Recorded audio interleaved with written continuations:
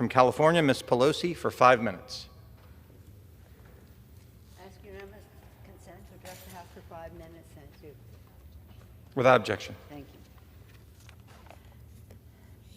you. Mr. Speaker, I rise today in strong support of one of the bedrock principles of our economy, the independence of the Federal Reserve Board. For more than a century, the Federal Reserve has served as a cornerstone of the economic system of our country, tasked with safeguarding price stability, maximizing employment, preserving the health of our country, independent from political pressure, insulated from partisanship, and rooted in data and principle. When I first came to Congress, Mr. Speaker, I was a member of what was then called the Banking, Housing, and Urban Affairs Committee, now Financial Services. And at that committee, as it is today under the new name, we heard from the chair of the Fed on a specific amount of time required by Congress on 2 subjects.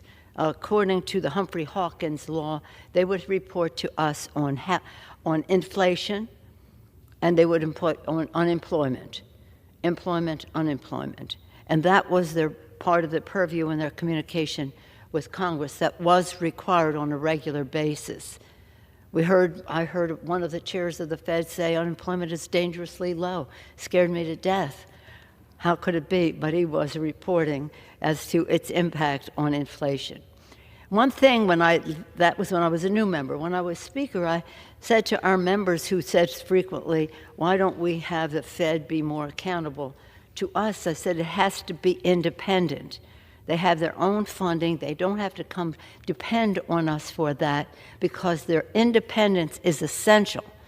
Any of us who had economics in college or beyond knows that independence of the Fed is essential to the respect that our country commands in terms of our own economy throughout the world. The chairman of the Fed is the chair of the central banks, serves as a chair of the central banks globally.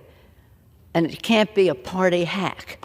It can't be somebody who's there because the president wants to create interest rates. That's not what the president's job is, to create interest rates.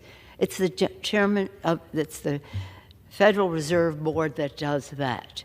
So it's really important.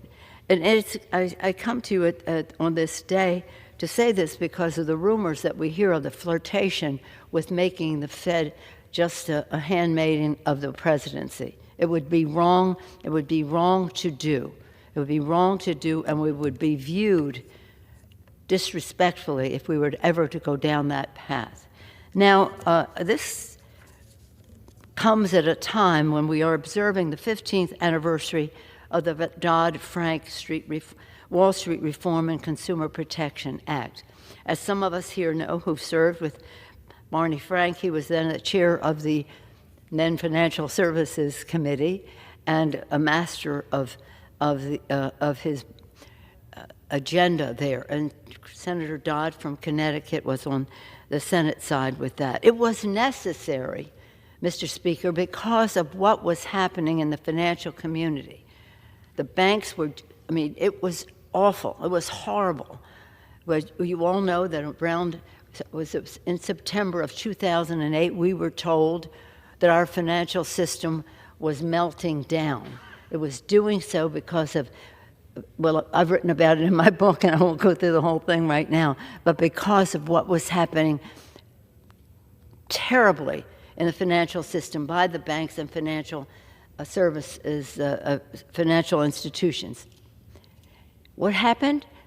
Millions of people lost money, trillions of dollars from the wealth of the country, millions of people losing their jobs, so many losing their homes, losing their savings and the rest. So this bill was necessary. Of course, after the bill was passed, and to this day, still the banks and other financial institutions try to undermine it and weaken it. The Volcker rule of former chair of the Fed had a bill provision in there was for the security of our economic system. So these notions that they're putting forth of making the Fed a party hack, it's just so very wrong.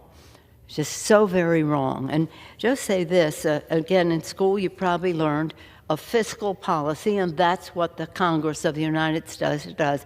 We create the budget of the United States. And the monetary policy, fiscal here, monetary at the Fed, establishing the rates in terms of relating to inflation. So let's disabuse ourselves of notions when instead we need serious ideas about how to make our economy work for the American people. Thank you, Mr. Speaker.